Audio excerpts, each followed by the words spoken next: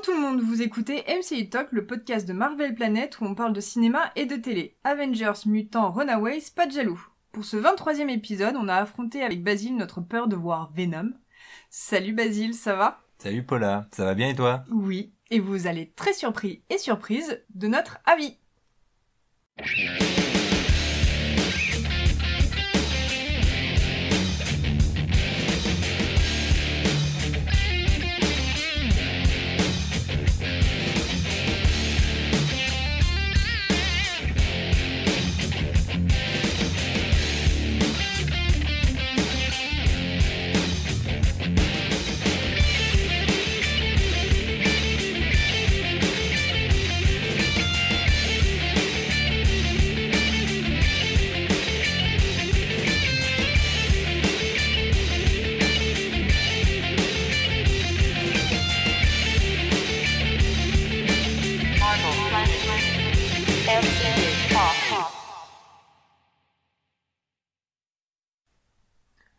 Mais avant d'entrer dans le vif du sujet, commençons par les news, comme il est de coutume.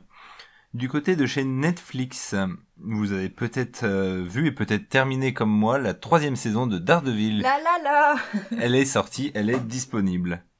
Par contre, côté Iron Fist 3e saison, vous êtes pas près de la voir, il n'y en aura pas. La série a été annulée. Non, pas les Iron Pistolets, c'est dommage. Alors vous vous dites, c'est pas grave, je me rabattrai sur la saison 3 de Luke Cage. Te fous pas de la gueule de mes notes. Eh ben non. Eh ben non, toujours pas. Alors du coup, avec ces deux annulations, il y a quand même deux théories qui circulent sur Internet. Est-ce qu'on va avoir Heroes for Hire qui va arriver pour une première saison, ou est-ce que nous aurons Daughter of the Dragon qui va faire son apparition ? Mystère, attendons d'en savoir plus. En vrai, je sais pas ce qui se passe. Là, c'est assez marrant parce que tous les acteurs disent tant pis, on a bien aimé bosser et autres. Pour le moment, j'ai l'impression qu'ils ont vraiment communiqué de c'est la fin et vous pouvez vous lancer dans d'autres projets. Mais imagine s'ils lancent Heroes for Hire, ils ont quand même deux grosses intrigues à conclure assez rapidement, qui sont les Iron Pistolets et Luke qui est à la tête du Harlem Paradise. Donc au final, s'ils lancent Heroes for Hire, la moitié de la série va être bouffée par conclure ces deux trucs pétés. Donc en vrai, n'en faites pas. On reste sur la télé et on parle de Runaways saison 2. On a vu un premier trailer pendant la NYCC, donc la New York Comic Con. Donc dans ce premier trailer, il y avait deux nouveaux personnages qui ont été introduits, mais de manière très très mystérieuse. Et donc il y en avait un qui avait les yeux jaunes comme Molly. Donc est-ce que c'est aussi une personne mutante, sachant que c'est pas vraiment une mutant Molly dans la série suite à des accords avec la Fox. Et on avait vu aussi un type avec les gants de Chase, les Fistigons. Donc je sais pas ce que ça va donner. Et en plus de ça, pendant le panel, ils ont annoncé la présence de Topher, qui va être incarné par un acteur dont j'ai oublié le nom parce que je l'ai pas mis dans les notes. Et Topher est un personnage qui apparaît dans les comics. Mais dans les comics, Topher est un vampire. Et je sais pas si on va avoir des vampires. Pardon. Je sais pas. Moi, ça me fait rire d'imaginer ça être un vampire. En vrai, ils l'ont pas du tout présenté comme étant un vampire, mais c'est possible que ça soit un vampire et je trouve ça assez drôle que ça soit peut-être un vampire. Blague à part, il y a les questions qui sont revenues assez régulièrement adressées au casting, c'était de savoir avec quels autres personnages de Marvel, mais séries, ils voudraient interagir. Ils ont tous dit Jessica Jones ou Daredevil, bref, vachement du côté de Netflix. Et t'as Allegra Acosta, donc celle qui joue Molly, qui a dit moi je veux le Punisher, parce que elle veut voir Molly, mais genre tabasser le Punisher, et en vrai elle en serait capable de tabasser le Punisher. Et je trouve que rien que cette réponse qui va aussi avec le personnage de Molly, moi ça me fait trop rire. Et voilà, je trouverais ça bien. Et sinon, ils ont annoncé aussi deux petits trucs assez cool. Ils ont annoncé que la série va avoir beaucoup d'easter eggs pour les comics, donc ça c'est bien, et ils l'avaient déjà fait dans la saison 1, donc ok c'est cool, ils continuent comme ça, et aussi des easter eggs et des liens vers le MCU, et là c'est quand même une grande nouveauté parce que la saison 1 n'a aucune référence aux autres productions du MCU, donc ça veut dire à quel moment ça va s'intégrer, étant donné qu'ils avaient déjà dit que c'était dans la même partie que le MCU que Netflix. Voilà. Sur ce long paragraphe de Runaways, on va passer au côté cinéma. Alors, des nouvelles de la Fox ? Eh ben non. Non. C'est quoi la Fox ? Du coup, on va parler tout de suite de Sony. Effectivement, on a par contre pas mal d'infos sur Spider-Man Far From Home. Ouh. Le tournage est terminé. vous avez probablement vu quelques images circuler sur le web, notamment peut-être le costume, qui a pas mal tourné. On sait qu'il y a eu des shoots à Londres, à Venise, à Liberec, qui est en République tchèque, et à New York. Au casting, on retrouvera toujours Tom Holland, bien évidemment, Marissa Tomei, Zendaya, Jacob Batalon, Tony Revolori, et on devrait probablement croiser Michael Keaton, et puis aussi Samuel L. Jackson, dans son rôle de Nick Fury. Et Cobie Schmulder. Et Cobie Smulders, pardon. J'ai coupé les notes et en tant que Maria Hill. Ce n'était pas volontaire pour l'écarter. On a vu aussi un petit nouveau dans le monde du MCU, puisqu'on a vu Jack Gyllenhaal avec une grande cape violette. Grande cape violette veut probablement dire qu'il jouera Mysterio. Oui. Et c'est chouette, moi j'aime bien Mysterio. Oui, je sais que t'aimes bien Mysterio. Je trouve ça mignon que t'aimes bien Mysterio. Je sais pas pourquoi, mais voilà. Pendant le tournage, on a vu Tom Holland avec 3 costumes. Celui de Spider-Man Homecoming, qu'on connaît bien, un tout noir dans certaines scènes face à Mysterio, et un bleu plus foncé avec le symbole d'araignée en blanc dans le dos qu'on a vu sur le tournage de New York City. Ouais, on suppose que ça serait même la dernière version de son costume. Je sais pas ce que ça veut dire. On sait pas trop, mais en tout cas, je trouve que c'est cohérent. Spider-Man a toujours eu plein de costumes, donc continuons à lui mettre plein de costumes. Mais ça veut dire qu'il a plus l'Iron Spider. Ah ouais, en même temps, il s'est désintégré dedans, et il s'était peut-être réintégré tout nu, et on sait pas où est le Iron Spider. Et Tony Stark peut pas en refaire un parce qu'il est mort. Oh, ou alors, il a un peu le seum quand même qu'en ayant suivi Tony Stark, qu'il soit mort, et du coup, il lui parle plus. Ok. Maintenant, on va parler de Marvel Studios. Juste un petit récapitulatif et rectificatif de ce qu'on voit beaucoup sur Internet. Pour le moment, Avengers Annihilation, c'est pas officiel, hein. C'est juste des gens qui disent ça sur Internet. Peut-être qu'ils ont raison, peut-être qu'ils ont tort, mais juste pour le moment, c'est pas officiel. Voilà. Ça, c'est tout pour moi. Les reshoots sont finis. Et pendant les reshoots, on a vu Karen Gillian, donc Nebula, Zoé Saldana, Gamora. Oh, mon Dieu! Elle est pas morte? Je sais pas. Je sais pas pourquoi je parle comme ça aussi, mais bon, on va continuer.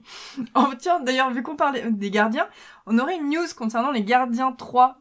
Donc le film n'est pas mort. La production a été repoussée à 2021 et le titre de travail serait Hot Christmas. Là tout de suite, je vois pas pourquoi ça serait ça le nom de travail. En vrai dire, j'ai pas cherché et bref. Ils veulent peut-être mettre Mariah Carey en tenue de Mère Noël. J'en mets, tu sais... Après David Hasselhoff. Ok, ça me va. Et alors, là, je trouve Internet merveilleux, mais des fois Internet ne réfléchit pas. On a même une shortlist pour des réalisateurs, et je devrais même dire des réalisatrices, parce qu'elle ne comporte que des réalisatrices, donc c'est que des noms de femmes qui circulent. Donc on a S.J. Clarkson, qu'on a déjà vu en tant que réalisatrice pour Jessica Jones. Il y a aussi Dee Rees et Michelle McLaren. Je connais pas, elles ont fait de l'indé, genre... Ça, pourquoi pas, on sait que les réalisatrices qui viennent de l'indé, ça fonctionne bien avec Marvel Studios. Et puis, il y a Jane Campion. Oui, Jane Campion, la meuf qui a réalisé La leçon de piano et la série Silver Lake, ou Top of Lake, qui était diffusée sur Arte. Ouais, le truc joyeuse, quoi, c'est une bonne grosse comédie, le truc qui te donne pas du tout envie d'ouvrir les veines. Non mais Jane Campion, mais réfléchissez 2 secondes avant de balancer des noms. Voilà, c'est tout pour moi. Je crois que c'est tout aussi sur les news. C'est tout pour les news. C'est tout pour les news. Bon, voilà.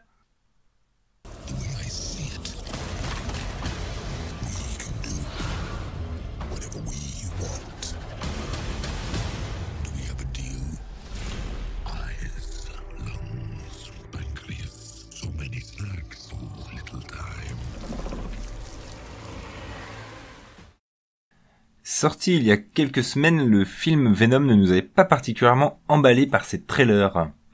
Mais avec le sens du devoir que nous avons, avec Paula, nous avons décidé d'aller voir Venom. Le jour de sa sortie. Le jour de sa sortie. Avec plein de gens dans la salle. Il y avait quand même plein de gens dans la salle. La salle était pleine. Ah, la salle elle était pleine, hein. Et donc, qu'avons-nous pensé de Venom ? Avant d'entrer dans le détail, un point à avoir en tête pour nos avis. J'aime Tom Hardy, Paula n'aime pas Tom Hardy. Ouais. Donc, étant donné que c'est l'acteur principal du film, c'est chaud. Ça va forcément jouer sur nos opinions. C'est chaud.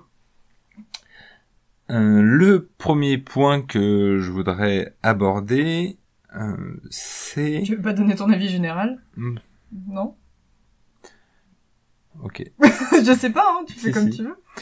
Si, donc effectivement, d'une manière générale, j'ai trouvé que c'était pas mal pour un mercredi soir, ça m'avait occupé, mais que je ne le reverrai sûrement jamais je n'aurais envie de le revoir, mais que j'ai pas eu envie de me mettre des cure-dents dans les yeux.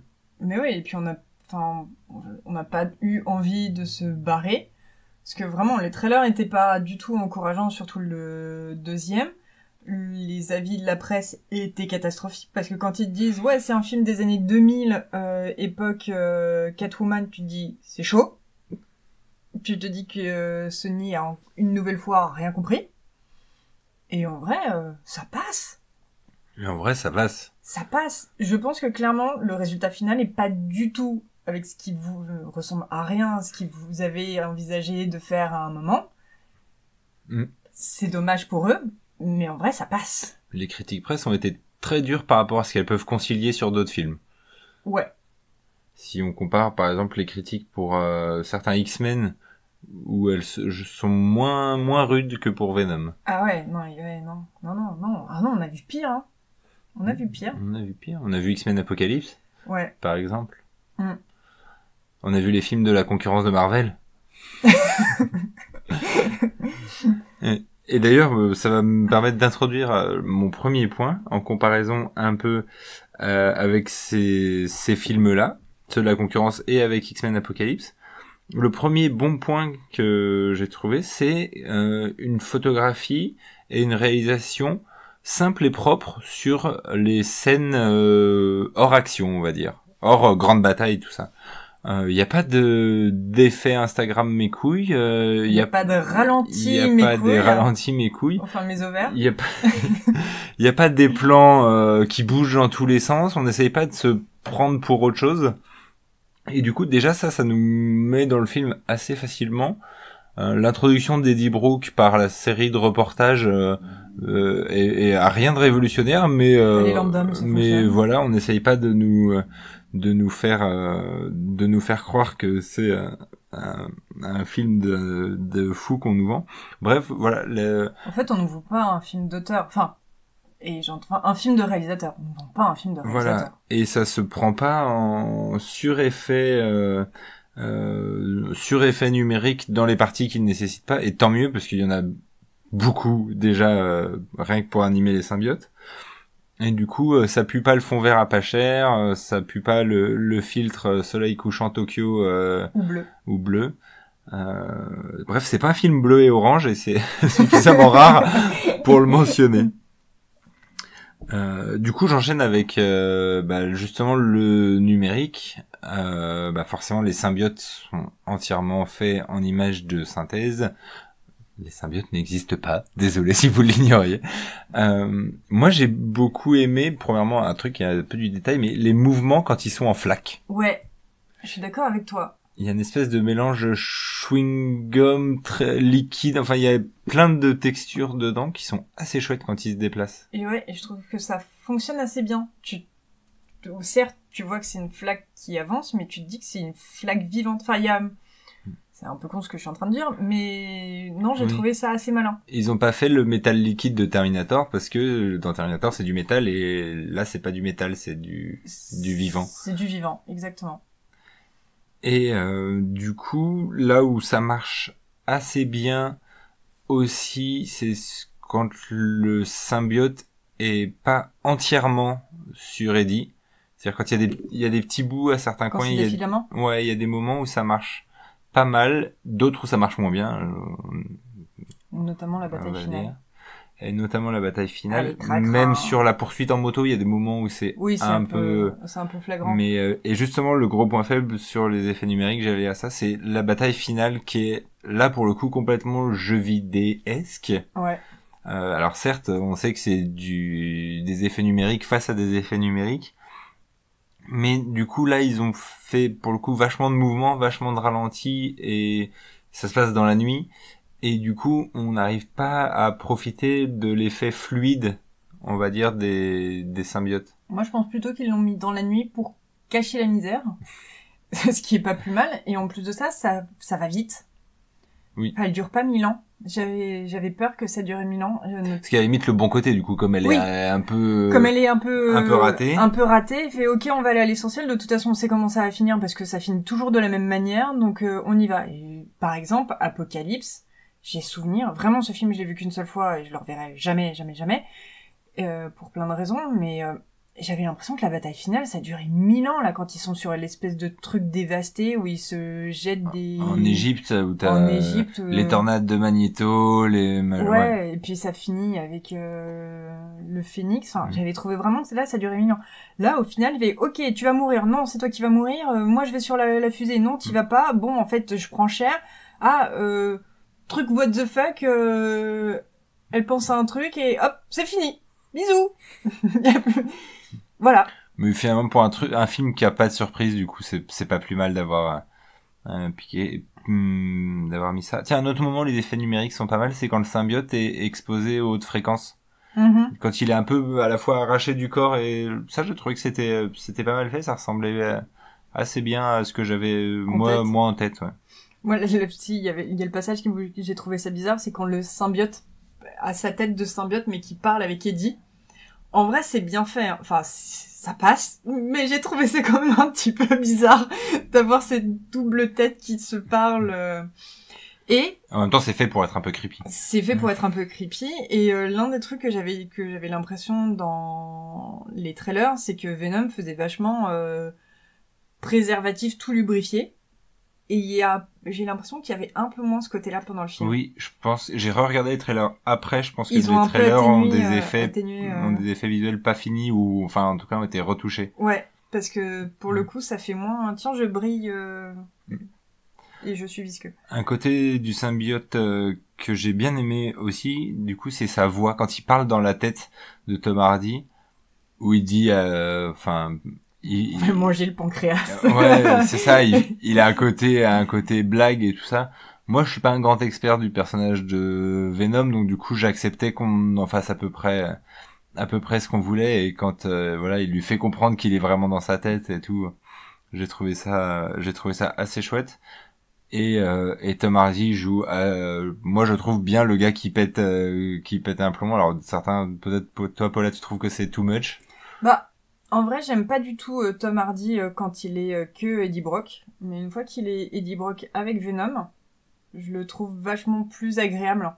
Parce que on voit que le duo fonctionne bien. Enfin, le côté avec les voix dans la tête, où certes, il pète un câble, mais c'est justifié. Et je trouve qu'il a En fait, ce que j'aime pas dans Tom Hardy, c'est sa présence physique et ses mouvements et sa carrure. Donc, j'ai du mal avec ça. Mais une fois qu'il est avec Venom, comme il a pas l'air d'être bien lui-même dans son corps. Du coup, comme il le fait bien, voilà. Là, oui, je me suis rendu compte que c'était un bon acteur et qu'il pouvait exprimer des choses différentes avec son corps plutôt que l'espèce de cliché qu'il a au début de je suis un dur, j'ai une moto, un blouson en cuir et j'écoute du rap ou du rock et je vais boire des bières dans un bar. Donc ça, c'était un peu nul.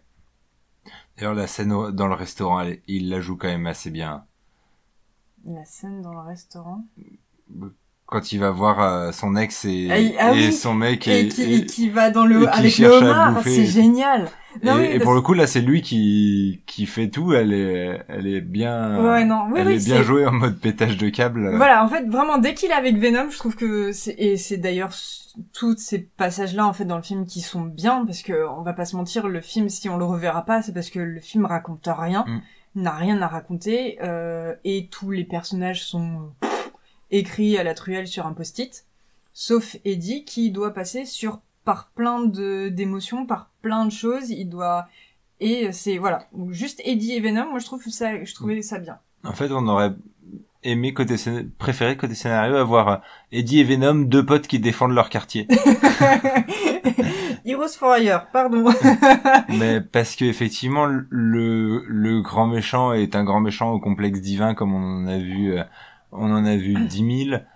On sait dès le début qu'il va finir par absorber le symbiote dans un pétage de plomb mégalo.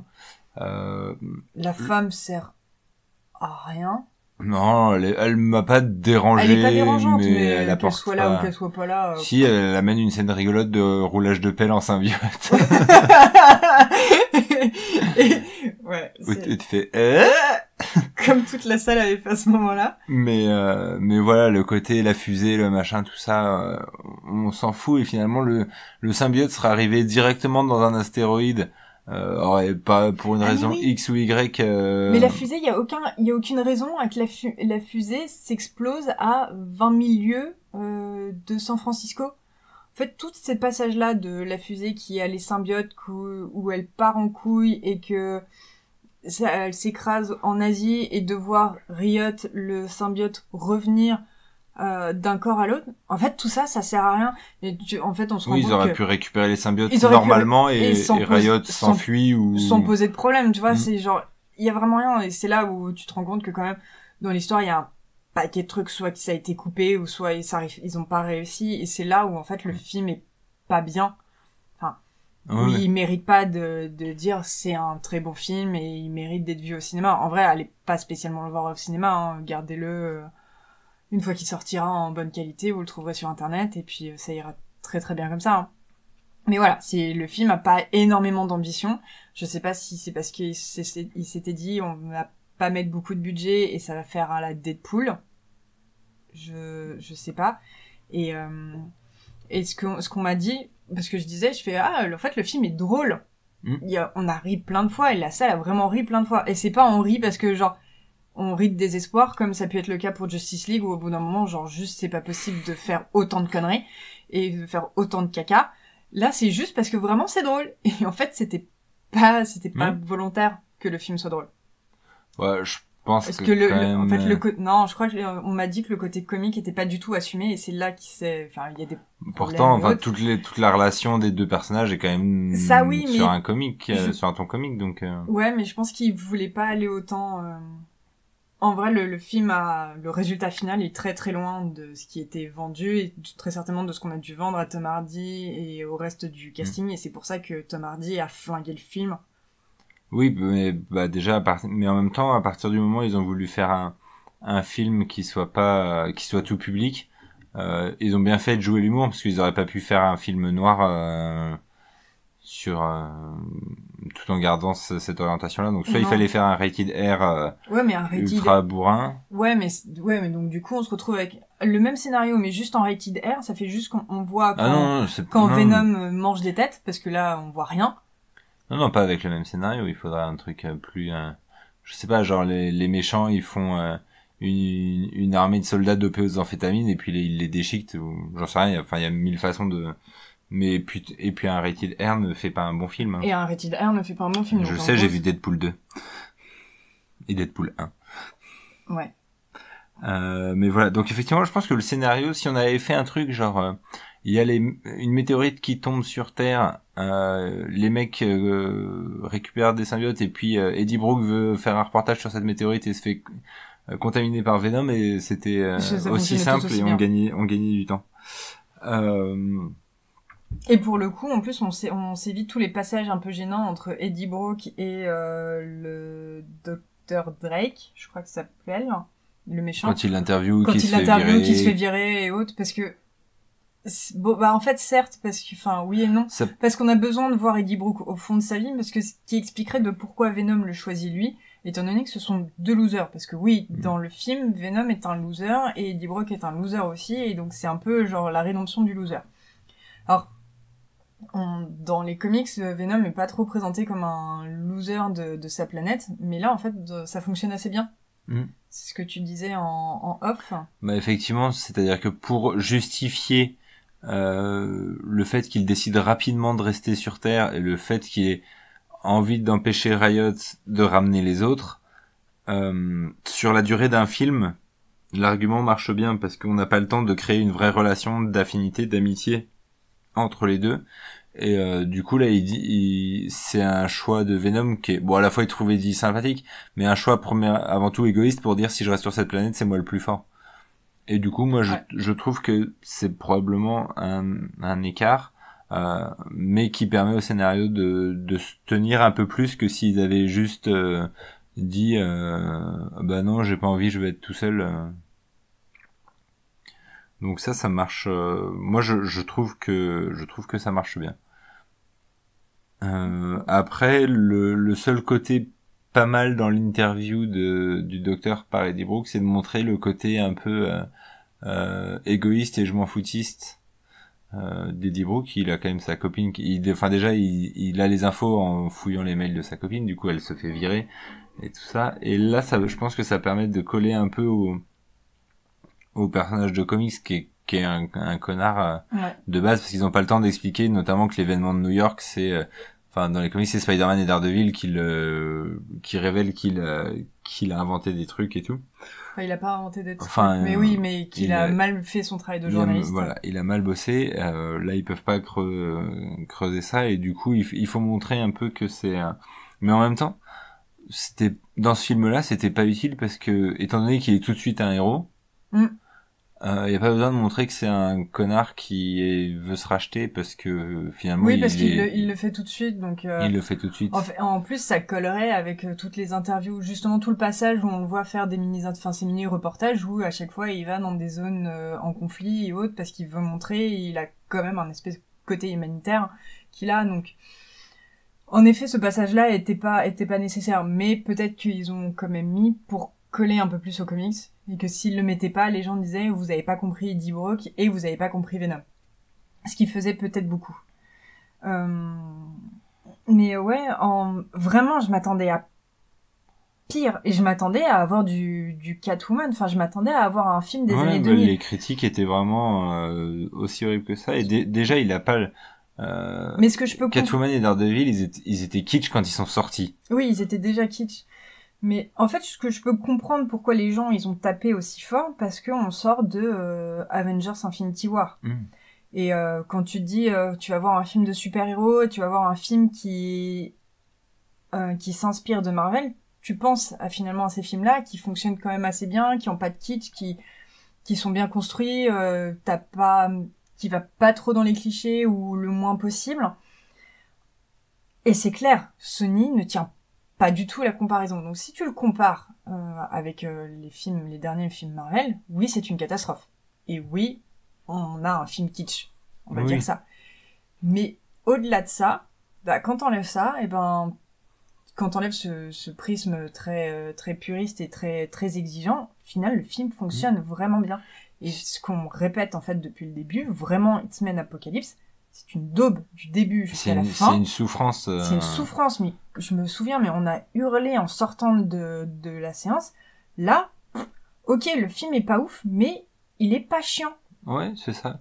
Il est pas chiant. Ça peut être aussi un bon film à regarder dans l'avion, par exemple. Enfin, voilà, ça t'occupe 2 heures, t'es pas dans la souffrance par rapport, mais justement parce qu'il est pas prétentieux. Moi, ce que je déteste dans les films de super-héros, c'est quand ils sont prétentieux. Exactement. Et si on veut continuer les comparaisons, si on compare par exemple au film Hulk, ouais. Bah il est pour moi je le mets dans la même catégorie que le Hulk avec Edward Norton. Ouais, c'est ça. T'as vu mieux, tu verras mieux, mais c'est pas une souffrance. Et effectivement, c'est quand même au-dessus du Catwoman et du Daredevil, mais c'est du fond de MCU quoi. Ah oui, c'est comme un peu Thor Dark World que moi m'a fait chier. Mais pas du tout pour les mêmes raisons, donc enfin je vais pas rentrer dans les détails de la comparaison parce que c'est pas du tout les mêmes choses qui sont en défaut, mais à ça. Voilà. Donc si un soir vous savez pas quoi regarder et que vous tombez dessus, allez-y quoi. Après vous attendez pas. Nous je pense que ce qui nous a aidé c'est qu'on s'attendait quand même vraiment à souffrir. Ouais. Alors que si des gens m'avait dit c'est génial. Ouais, c'est ça. Si des personnes eux ont été vraiment hypées par la bande annonce ou ont eu vraiment des super bons échos, pour eux ça va peut-être être plus dur parce que du coup la comparaison va peut-être pas tenir, mais voilà, moi je trouve qu'il a en note ouais ça passe. Ouais, ça passe. Mais d'ailleurs, on n'est pas les seuls à dire que ça passe, donc j'ai aussi, enfin, vous avez été quelques-uns et quelques-unes à dire sur le site de le Venom est pas compris. Je crois que en vrai, niveau adaptation des comics, c'est pas ça. Mais en même temps, au final, il y a quasiment aucun des films où c'est ça, même si dans les films Marvel Studios, au moins les essences des personnages sont les mêmes. Là, c'est vrai il y a pas trop ça, ils ont juste gardé c'est un journaliste et c'est un symbiote.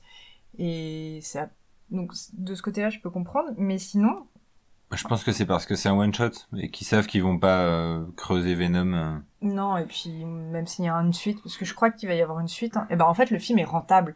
Le film est ultra rentable. Le film a fait un meilleur démarrage pour un film sorti au mois d'octobre depuis des années, et il a défoncé le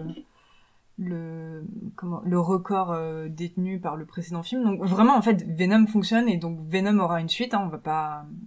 En plus de ça, bon, c'est pas parce qu'il y a une scène post-générique que ça veut dire que va y avoir une suite, mais là, à mon avis, on va avoir donc Carnage. La scène post-générique est caca, hein. Ouais. Ça sert à rien, mais bon, ça fera... Woody Harrelson, vraiment trop caricatural. Voilà. Et oui, c'est ce que je disais, en fait, on n'est pas les seuls à avoir dit que Venom est bien, puisqu'on vous a demandé votre avis. Et la proposition la plus votée, et c'est distrayant, à 43%. Donc c'est quand même pas déconnant de dire C'est ce qu'on dit nous aussi. Voilà. Et après c'est suivi à 30% par Rendez-moi les 2 heures de ma vie. En fait, je peux comprendre qu'on dise bah non, je trouve ça vraiment catastrophique. Si on se met à le comparer avec d'autres trucs, évidemment, tu me dis je le compare avec Avengers Infinity War, je dis mais jamais de la vie, ça tient la comparaison, et ouais, en effet, j'ai perdu 2 heures. Ouais, je pense que c'est vraiment une question d'état d'esprit au moment. C'est une question d'échelle, tu peux pas tout mettre au même niveau, tu peux pas tout mettre au même niveau. Donc nous, on vote pour c'est distrayant. Niveau personnage préféré, je crois qu'il y a pas de... En fait, il y a pas vraiment de choix possible, hein, c'est juste Venom, parce que c'est le seul qui... Enfin, Venom, Tom Hardy... pas Tom Hardy, Eddie Brock, mais parce que c'est le seul qui est vraiment développé.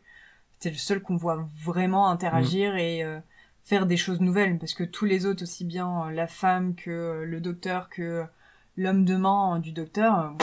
Oui, ils ont une mission dans le film. La docteure qui vient le mettre au courant de l'expérience. On a toujours la docteure qui vient, machin. Et pour les personnages détestés, tiens, c'est un peu plus marrant. Donc on a le docteur Carlton Drake. En même temps parce que c'était le méchant du film, donc ouais, et qu'il était écrit ultra cliché. Comment. Mais on a Venom aussi qui apparaît en 2e position. Parce que il y a 5 votes pour le docteur Drake et 4 votes pour Venom. Donc et voilà, donc là je pense que ça va aussi avec les personnes qui ont dit rendez-moi les 2 heures de ma vie, parce que Venom ne correspond pas à ce qu'on a vu dans les comics. Oui, puis il doit y avoir des gens qui sont plus attachés que nous au personnage, et où dans ce cas-là effectivement, à nouveau, c'est toujours sur des films comme ça, c'est vraiment très très question de point de vue. Autant t'en as où on n'arrive pas. Si quelqu'un me dit que Infinity War c'est à chier, j'arriverai pas à le comprendre. Si quelqu'un me dit que Catwoman c'est génial, j'arriverai pas à le comprendre. Et autant sur celui-là, on peut tout à fait comprendre qu'il y ait des divergences d'opinion, tant il est moyen. Ouais. Est-ce que tu veux rajouter des trucs sur Venom ? Moi, je voulais juste rajouter que j'ai vu pas mal sur Twitter des gens qui disaient que pour Carnage, on aurait voulu voir Jackie Earle Haley qui jouait Rorschach dans Watchmen. Et je trouve qu'il aurait été hyper bien. Il m'aurait vachement plus hypé en scène post-générique que Woody Harrelson. Ouais, mais est-ce que du coup, ça fait pas un choix par la facilité, étant donné qu'on l'a vu dans Rorschach ? Ouais, mais il a trop une tête à faire. Ok. Surtout aujourd'hui, maintenant qu'il a un peu vieilli et qu'il est tout maigrichon et tout ça, pour moi, il a une bonne tête. Mais voilà, c'était juste, j'ai vu le truc sur Twitter, j'ai fait, ah ouais, effectivement, il aurait bien fait le truc. Mais bon. C'était une aparté. Voilà. Sinon, non, je pense que j'ai fait le tour. Voilà, ce sera un podcast d'une longueur moyenne pour un film moyen. Exactement. On passe aux questions ? Allons-y. Alors, on a reçu une question d'une certaine Émilie qui a préféré ne pas venir à cet enregistrement parce qu'elle enregistre l'émission Le Roi Stephen King, qu'on vous invite quand même à aller écouter. Ils sont rigolos. Elle nous a demandé...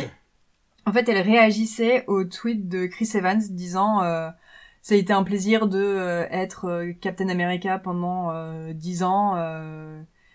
Voilà, une page se tourne. Donc évidemment, tout le monde a interprété ça de Captain America meurt. Donc Chris Evans a dû réexpliquer ses propos en disant non, je meurs peut-être, enfin le personnage meurt peut-être pas, c'est juste que ça a été une grande période de ma vie et voilà. Donc il disait genre cette période-là du MCU, mais pas la fin du MCU. Bref, il a dû, mais bon. Donc elle nous demande, j'ai trop de questions et j'arrive pas à les formuler, c'est ballot.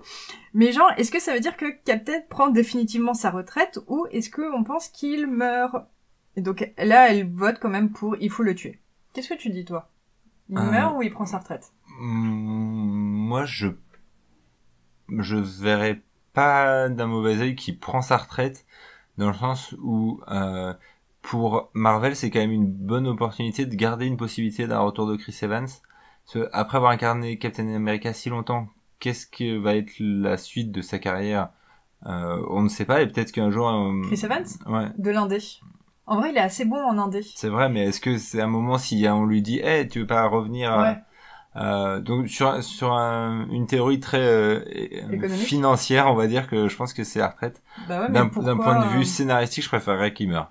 Mais pourquoi lui, il faudrait plus qu'il soit à la retraite pour sa carrière que Robert Downey Jr. où lui, on pourrait accepter qu'il meure? Ils sont pas au même tarif, il me semble. Bah oui, il prend vachement plus cher, Downey Jr. Bah ouais. Mais en même temps, il fait pas énormément de films. Hein. Le dernier film dans lequel je l'ai vu, c'est Le Juge ou un truc dans le genre. Ouais, mais où j'avais l'impression de voir Tony Stark. je crois que les gens sont moins attachés à Iron Man que à Captain America. Alors c'est peut-être moi qui suis trop Team Cap. Je crois, ouais, non, je pense que je suis d'accord avec toi, hein. Moi, je préférais qu'il prenne sa retraite plutôt qu'il le tue et tuer Iron Man, mais parce que je suis Team Cap aussi. Après, scénaristiquement, je pense que c'est quand même plus intéressant de faire un gros choc et une élimination. On sait déjà qui pourrait prendre la relève, parce que ça pourrait être l'occasion à Falcon d'avoir plus de place. Donc moi, je serais pas contre le fait qu'il meure, parce que bon voilà, la retraite c'est un peu facile. Et puis de toute façon, on est chez Marvel, donc si à un moment il faut qu'il demeure, c'est pour le moment, possible. Tous les gens morts sont restés morts au cinéma. Oui, aussi. Mais après, tu peux toujours trouver. Oui, mais en effet, enfin, alors ça serait beaucoup plus marquant de voir les 6 premiers Avengers mourir, enfin vraiment, parce que comme ça permet de tourner une page, de relancer un truc nouveau sans et autres. Mais je suis d'accord aussi avec toi sur le côté de quitte à en mettre un à la retraite, c'est peut-être plus facile de mettre Captain America à la retraite en disant j'arrête et tu le fais revenir en dernier recours, comme finalement ça va être un peu le cas avec Captain Marvel, de vraiment c'est la fin du monde et on a besoin d'elle. Mais j'ai peur que à chaque fois qu'ils sortent un film, ils disent ouais mais là on aurait eu besoin de Captain America ou c'est con de pas l'avoir sorti. Donc je pense que s'ils le font pas mourir, il y aura souvent mais il est pas mort, vous l'avez quelque part et vous pouvez en faire quelque chose. Tony Stark est trop mégalo pour prendre la retraite. Tony Stark est beaucoup trop mégalo. Même si il veut être papa, tout ça, machin. C'est pas possible. Après, on n'a pas besoin de les tuer tous. Je pense que Thor, il peut repartir dans la galaxie. Oui, Thor, il fait parce qu'il faut quand même reconstruire un peu Asgard et tout ça. Mais je pense que c'est s'ils veulent tourner la page, il faut la tourner franchement. Enfin, on en aura eu 10 ans. 10 ans. 10 ans, c'est pas mal.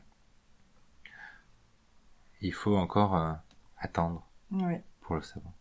On va encore attendre le 25 avril, je crois qu'il sort Avengers 4, si je dis pas de bêtises.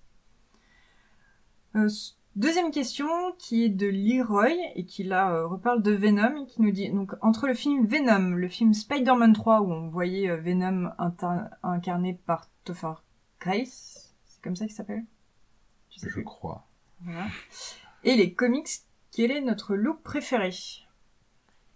Alors j'ai un peu regardé les passages de Spider-Man 3 et en fait c'était un vrai... Venom avait une allure de vrai costume. Aussi bien sur Spider-Man que sur le Eddie Brock, il y avait vraiment un côté de...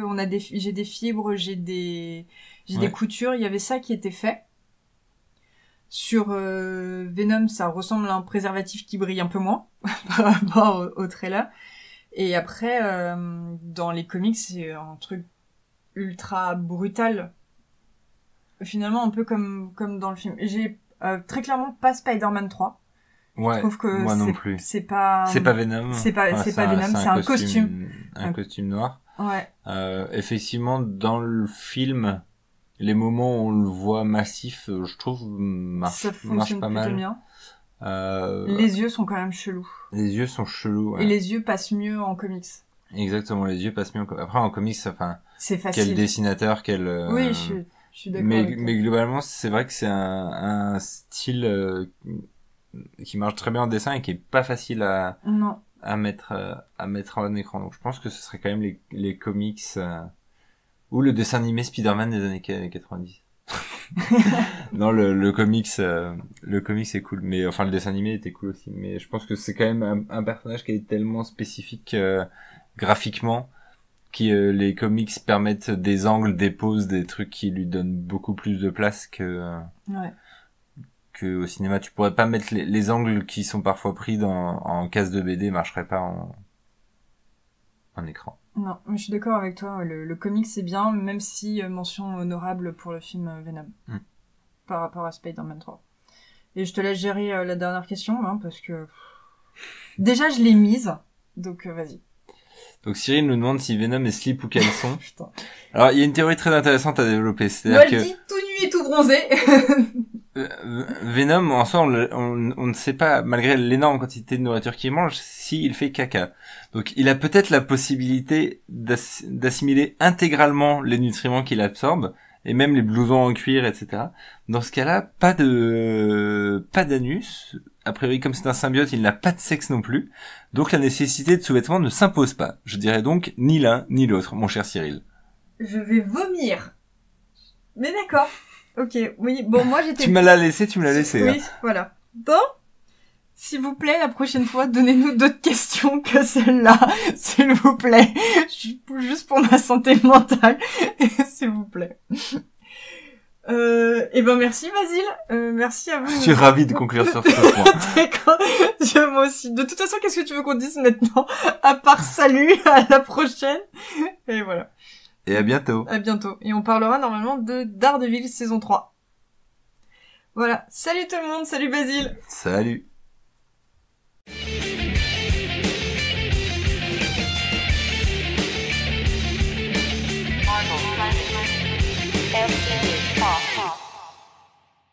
Et on va pas parler de Captain Marvel parce qu'on n'a pas de news ce mois-ci. Enfin si j'en ai une, mais Basile il veut pas que je la dise, alors je la dirai pas. Mais sachez que ça concernait les origines dans les comics de Captain Marvel. Bref. C'est ton podcast, tu fais comme tu veux. Si t'as des problèmes avec la police...